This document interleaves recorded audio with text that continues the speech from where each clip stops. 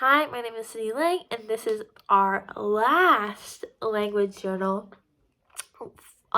in second language acquisition with Professor Leslie Grant. As usual, our big three questions are: what did you learn? How did you feel? And how you practice? So this last lesson was on expressions, and we did a very quick review on holidays.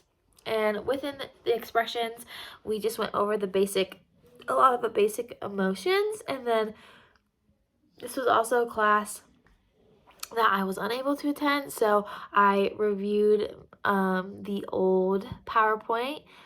I reviewed the PowerPoint from the class and then followed along as if I was in class, but then I went and did my extra 20 minutes on my own, and that included just like a lot of videos with this. And then I actually for this time tried to, since it was expressions and emotion, I wanted to try to see if I could find anything on YouTube that was like ASL centered or like a show. And I did find one show, but it was like mixed with ASL, and it was mixed with ASL, and there's still just people who were not deaf, but it's called Switch at Birth. So it was actually like a drama TV show. But so I watched that. I watched a couple episodes too to try to see if I could pick up on some of the signing, especially with expressions, because they're talking about emotions, and these two girls were switched at birth, and one is deaf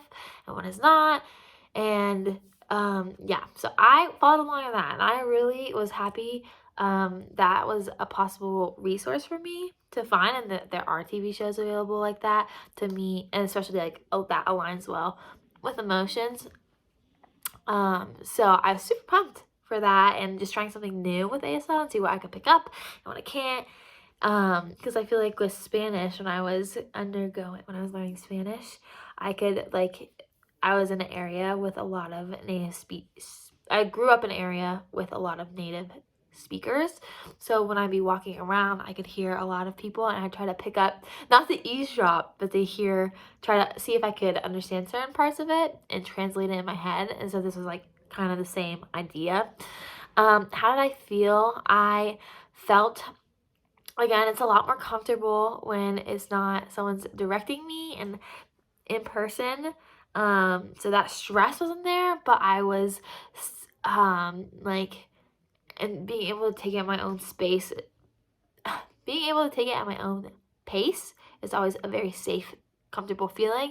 But I feel like I've talked previously in a language journal, having that balance of good stress to perform well is really helpful. So I feel like when you're a little bit under pressure to make sure you're tracking, it always like kind of sticks a little bit deeper, because you're like, okay, I gotta know what's going on.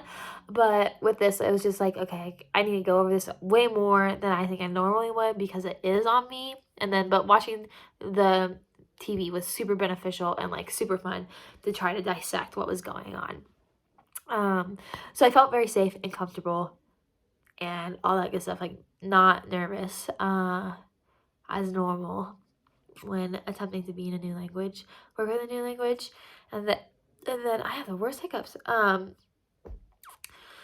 How you practice? I think something that really excites, I know this is our last journal, but I feel like ASL has really impacted me in terms of like the student population I've been working with recently, and having one deaf student and trying to like pick up certain things so he can follow instruction and apply that with him. And I know there will be many, many more within my field. I also am very interested in becoming an SLP, so I would love to start like just making my foundation really well with like, I think it's really hard, this expectation for myself, because I know a lot of SLPs are fluent with ASL, and could definitely get there, but this process would start now. So I think that is a great time for me to like really latch onto this. However, as we've talked about in class, learning a new language is very challenging and difficult, and I'm not immersed. It'd all be on me. So anyway, I'm just thinking very openly right now. I want to keep applying it within the schools and with the students I'm working, whether it's students with needs or just like who have extra support needs or have communication needs that need to be met, trying this and just incorporating it through my classroom as well. Like I know a lot of I've seen teachers in the class discussions be like, if you have a connection, say me too in sign language. So I really like that, learning these strategies and applying it and using it as I go in my profession. I also think, like I've been saying, just like with my SLP track, I really would love to like be super solid in the language. And if I'm not completely fluent, that's okay, but it's also so hard. I like just wish I started earlier and I knew that Spanish track, and Spanish has been so great and awesome to know.